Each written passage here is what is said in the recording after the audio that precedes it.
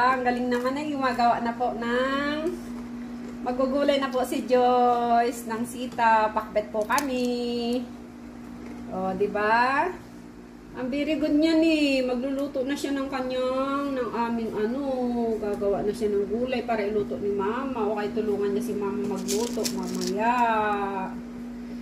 Galing ate Galing nga. Pero nakamusang. Smile naman dyan, Anemberting. Smile ka kay ate, hello ka mo.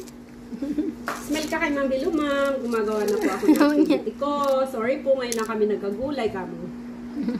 Sige na. Okay. Dalawang kami, hawakan mo konti. Dito, yan. Ingat ka lang, baka maano. Sige. Uy, napahiwa na. Sige, hidain mo. Yan. Yan, very good. O, tapos isa pa dito. Hawakan mo ulit dito. Kamay mo Yan, very good. Ate, ang galing. Ang galing talaga. Ito pa. Galing talaga niyan. Ang purol. Tama na yan. Ito ulit sa kabila. Ito. Hawakan mo. Lagyan natin yun sa pakbet. Okay. Mahirap na pag matalas yung kutsilyo, baka masugat siya. Okay, di mo mabuti. Kaya mo yan. Ang galing. Galing. Diba? Isa pa. Ito pa. Anuhin mo pa to. Mahirap yan.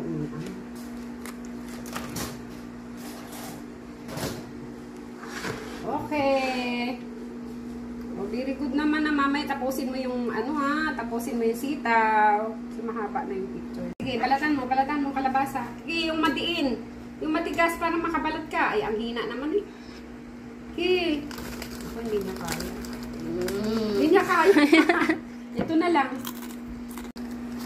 Sige, hawakan mo kamay. Hindi niya kaya. Hawakan mo dito. Yan, okay. Tigas kasi. Lagyan namin yan sa pakbet.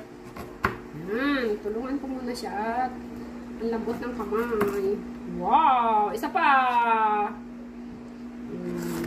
Okay, ito na. Ituloy mo na yung sitaw mo. Yung sitaw, ituloy mo yung sitaw. Yung sitaw. Mag-ano ka pa ng sitaw, ate. Yan, sige.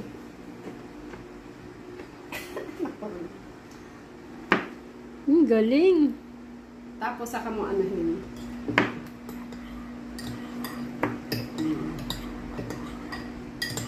Kung kinamay mo yan, ganito, madali lang, be, Nahirapan nga siya magkamay. Ganun, Ganun mo lang, turuan kita. Hindi kasi Yan. Dali lang yun eh. Yan. Basta kanina. Grabe yung Sige na. Yan pa. Ipakita mo sa akin lahat. Tingnan mo, binabantayan ko yung panahon. Ate, madilim na. Dito sa may tapat ng bahay natin, madilim na. Sabi ni ka, dyan ako, uulan na talaga